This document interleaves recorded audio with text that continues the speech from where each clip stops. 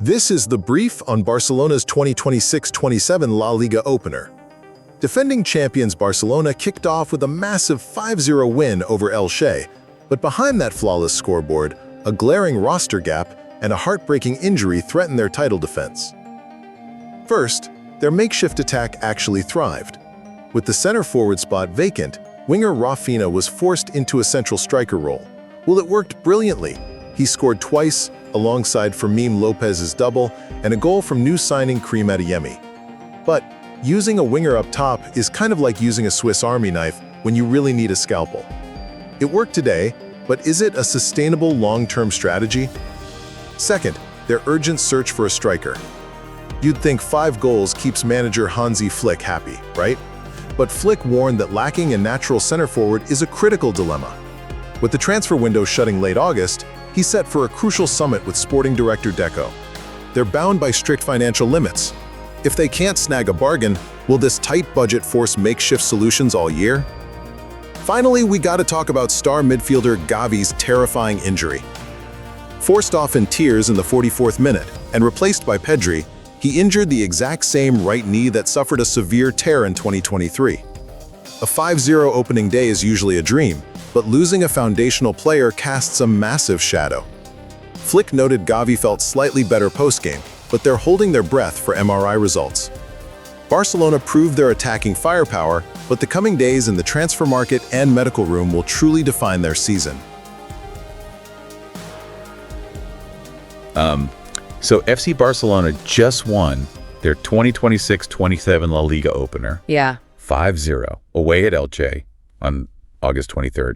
And yet, manager Hansi Flick basically walked into his press conference and demanded emergency signings. He really did. So welcome to the deep dive. Today's mission is unpacking why the most dominant scoreboard of the opening weekend is actually, hiding a massive tactical crisis in Catalonia. Yeah. I mean, we've got the match reports, the historical stats, Flick's post-match transcripts, and they all point to the exact same thing, which is a team operating on borrowed time. Wow. Because on paper, 14 wins and 1 draw in 15 meetings against Elche, it looks like business as usual. But the foundation of this squad right now is just incredibly shaky. But wait, I have to challenge that right away. Because if I'm a Barca fan looking at the box score, Raphinha bagged a brace. Right. Fermin Lopez grabbed 2 goals, and new signing Karim Adeyemi came off the bench to add a 5th. Yeah. If they can drop 5 goals in an away opener, why on earth is Flick, publicly pressuring sporting director Deco for a true number 9? Doesn't this just prove Flick's system works perfectly fine without a traditional striker? Well, it proves it works against a low block defense that lacks discipline. Ah, okay. Like Elche's, because of the post-World Cup calendar shifts, Barca drew a pretty favorable away opener. So Raphinha was playing as this makeshift false 9. Right. And he drops deep into the half spaces, which pulls Elche's disorganized center backs completely out of position. Making a mess of their line. Exactly. It creates chaos, and Barca exploited that perfectly. But try running that same fluid, strikerless system against a top-tier disciplined defense. Right, because elite center backs just won't bite on that movement, will they? No, absolutely not. Against Real Madrid, a defender like Antonio Rudiger isn't going to get dragged into the midfield by Raphinha. He'll just hold his line. He'll hold his line. And suddenly, Barcelona has no focal point to pin the center backs deep, no one to occupy the penalty box, and their wide players just get completely isolated.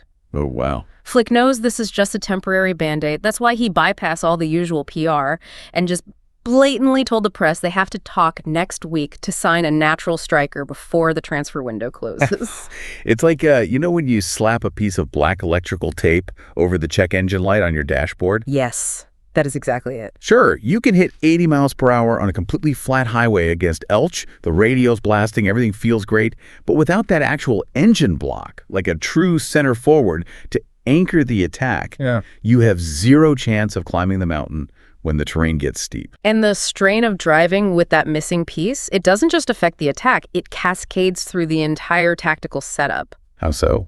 Well, when you don't have a striker holding up the ball and absorbing pressure, your midfield has to do double duty. They have to push much higher into the attacking third to create numerical advantages, which severely compromises their rest defense when they actually lose possession. Which means the midfield is covering just insane amounts of ground in transition to compensate. Exactly. And that physical toll really brings us to the 44th minute.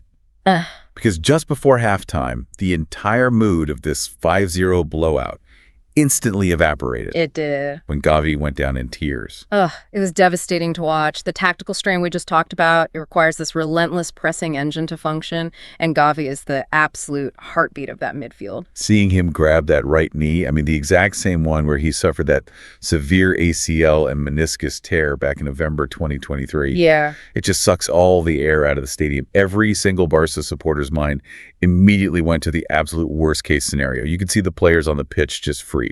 You really could. And, Flick did try to manage the panic in his press conference. He mentioned that Gavi felt a little better than expected once they got him into the dressing room.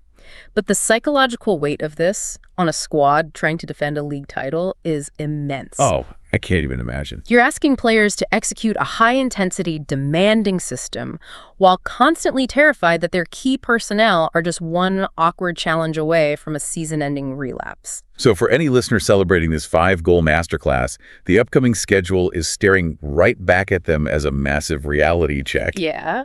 They head back to Catalonia next for their delayed home opener against Athletic Club, which is a team that will absolutely punish a disorganized rest defense. They are purely buying time right now. They're hoping this patchwork attacking firepower can hold the fort until Deco actually delivers reinforcements. Right.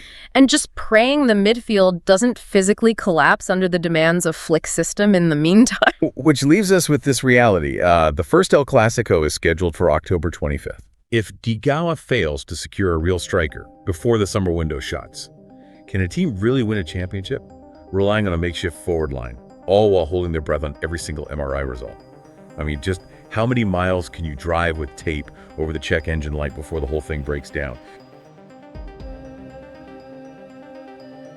If you enjoyed this video and found it helpful, please consider subscribing to Decision 45. Your support means the world to us and helps us keep creating high-quality content just like this. Don't forget to hit that like button, leave a comment with your thoughts, and subscribe so you never miss an update.